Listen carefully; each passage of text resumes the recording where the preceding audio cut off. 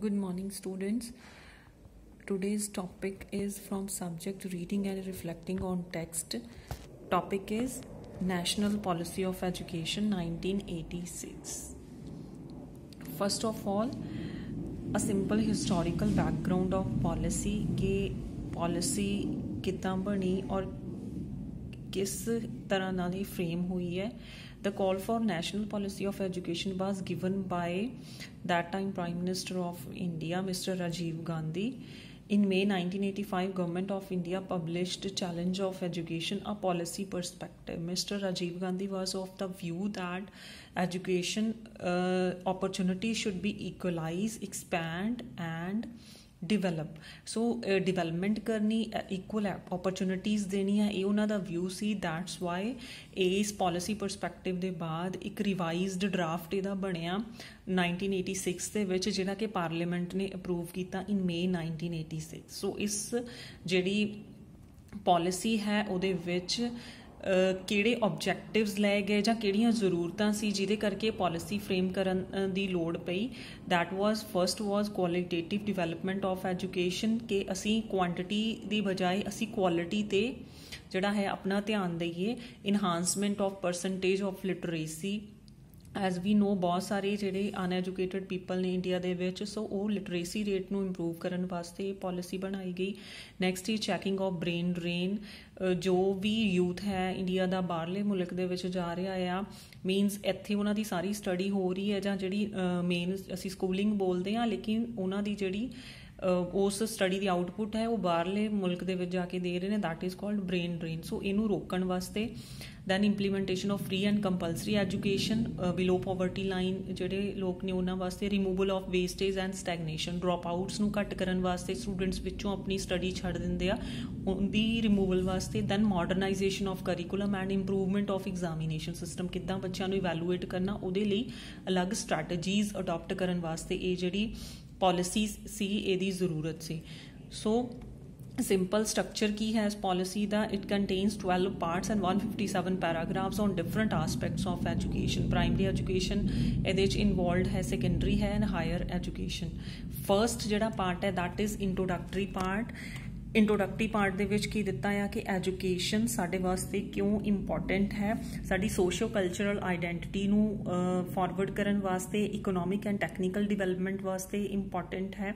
And comprehensive appraisal है जिहदे च सारे नॉट ओनली सिर्फ जां असीं प्राइमरी एजुकेशन की गल करते हैं जां एलीमेंटरी की, बट हर एक एजुकेशन चाहे वो प्राइमरी एलीमेंटरी है, हायर एजुकेशन है, सारी एजुकेशन रिलेटेड ये गल की. एंड नवे चैलेंजेस चाहे वो एग्जामिनेशन सिस्टम रिलेटेड होण, चाहे रिफॉर्म्स होण, उन्होंने केटर करदा है फर्स्ट जिहड़ा पार्ट है और फर्स्ट चैप्टर. सैकेंड चैप्टर है essence and role of education कि असी की रोल है जिहड़ा वो लैके आना है एजुकेशन रिलेटेड. सब तो पहले असी की देखना है कि एजुकेशन फॉर ऑल, जिद्दां असी लिटरेसी की गल करते सी कि सब लई एजुकेशन होए.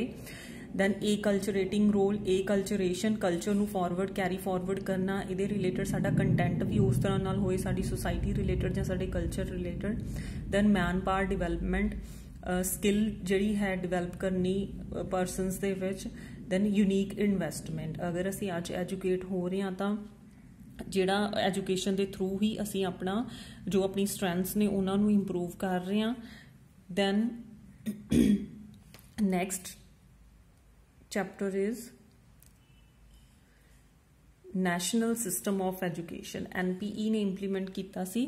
That is national system of education कि एक तरह का एक कॉमन जिहड़ा स्ट्रक्चर है जां नैशनली जिहड़ा असी बोलते हैं वो एक तरह का कॉमन स्ट्रक्चर असी फ्रेम करना आ. And national system of education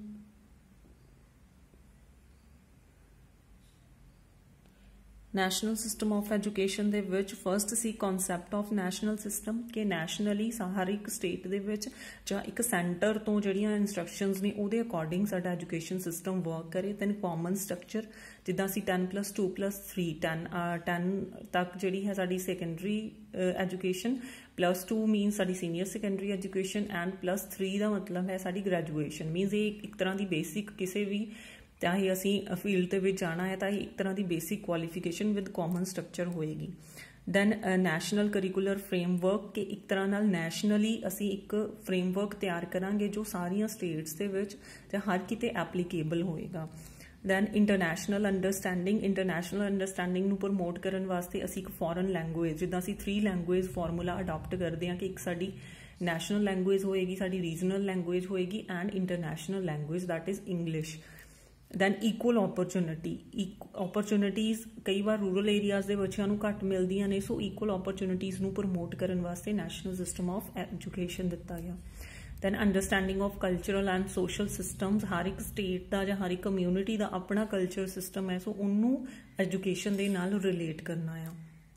then promotion of national pride, ਅਸੀਂ ਇੱਕ ਤਰ੍ਹਾਂ ਨਾਲ ਜਦੋਂ ਨੈਸ਼ਨਲ ਸਿਸਟਮ ਹੋਏਗਾ, ਸੈਂਟਰਲਾਈਜ਼ਡ ਹੋਏਗੀ ਐਜੂਕੇਸ਼ਨ, ਤਾਂ ਉਹਦੇ ਨਾਲ ਕੀ ਹੈ ਸਟੂਡੈਂਟਸ ਦੇ ਵਿੱਚ ਨੇਸ਼ਨ ਪ੍ਰਤੀ ਜਿਹੜਾ ਇੱਕ ਪ੍ਰਾਊਡ ਹੈ ਉਹ ਇਨਕਲਕੇਟ ਹੋਏਗਾ। ਉਸ ਤਰ੍ਹਾਂ ਦੀ ਅਸੀਂ ਵੈਲਿਊਜ਼ ਦੇਵਾਂਗੇ ਸਟੂਡੈਂਟਸ ਨੂੰ। ਪ੍ਰਮੋਸ਼ਨ ਆਫ ਲੈਂਗੁਏਜਸ, ਜਿੱਦਾਂ ਮੈਂ ਪਹਿਲਾਂ ਹੀ ਦੱਸਿਆ 3 ਲੈਂਗੁਏਜ ਫਾਰਮੂਲਾ, ਰੀਜਨਲ, ਦੈਨ ਜਿਹੜੀ ਸਾਡੀ national language and international language.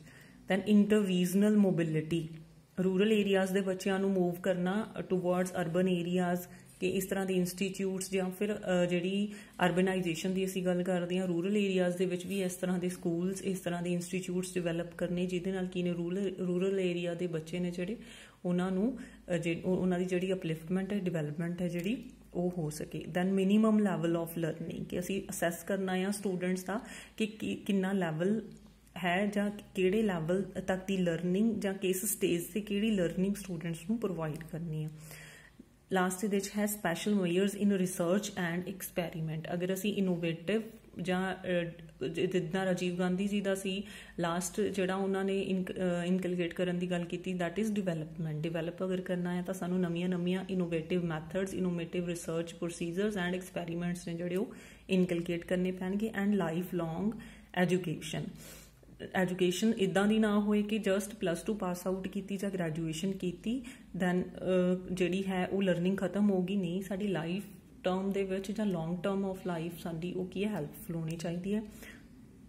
Then strengthening of institutions of national importance, nationally ਜਿਹੜੇ ਇੰਪੋਰਟੈਂਟ ਇੰਸਟੀਟਿਊਟਸ ਨੇ ਉਹਨਾਂ ਨੂੰ ਅਲੱਗ-ਅਲੱਗ ਉਹਨਾਂ ਦੇ ਚਾਹੇ ਫੈਸਿਲਿਟੀਜ਼ ਜਿਹੜੀਆਂ ਨੇ, ਜਿਹੜੀਆਂ ਇਨਫਰਾਸਟਰਕਚਰ ਵਾਈਜ਼ ਲੈ ਲਓ ਜਾਂ ਕਰਿਕੂਲਮ ਵਾਈਜ਼, ਉਹ ਪ੍ਰੋਵਾਈਡ ਕਰਨੀਆਂ। Then next ਇਹਦੇ 'ਚ 4th is education for equality. I will discuss this point in my next video.